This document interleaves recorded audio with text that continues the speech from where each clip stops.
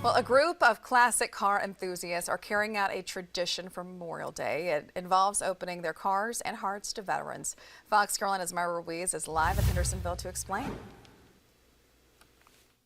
Well, good morning. You know, they had to rearrange the plans. Originally, the Transylvania Cruisers Car Club was going to stop by here. We're at the American Legion Post 77 in downtown Hendersonville. They were going to carry veterans to a Memorial Day service, but now they've rearranged those plans because of the weather, and that service is going to take place here at Post 77. And joining us live to tell us a little bit more about this is Bob Scruggs. He's with both the American Legion and the Disabled American Veterans Group. Right. You know, tell us about how what's it like having to make these last-minute plans because of the weather? Unfortunately, we all learn in our standard combat is we survive basic training, so this is just a drop of rain in the bucket, and we just go with the flow.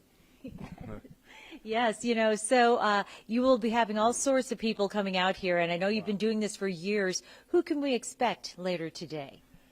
We always have invitations out to our congressional representatives, whether it's in D.C. or state or even local, and just let them know we're doing and that they are invited. Sometimes they're able to come. Sometimes for our commitments they can't. But we usually have a good variety. We have two JROTC units in the county, but only one is going to be able to attend today. Not the full component, but usually we'll have either one or both there.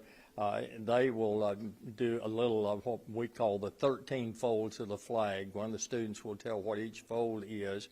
And then if we do have any World War II vets, we will usually introduce them to the audience. A family member has to stand for them just because most of the World War II guys are around 96 and older, so it's a little hard for them to stand up.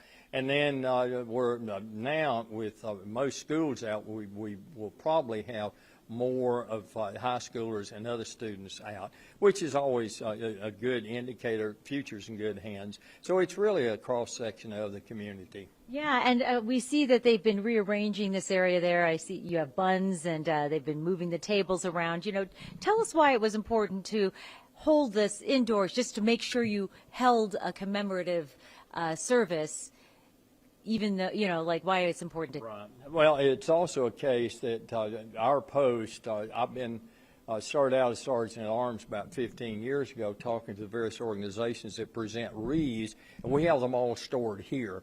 That way we don't have to worry about them getting wet, and at the cost of those, that can get expensive real quick. So having them here, then the representatives for those organizations, and we do have a few that are not veteran related, but they always show up both Memorial Day and Veterans Day to show honor and respect for not only what the veterans did, but also to the family.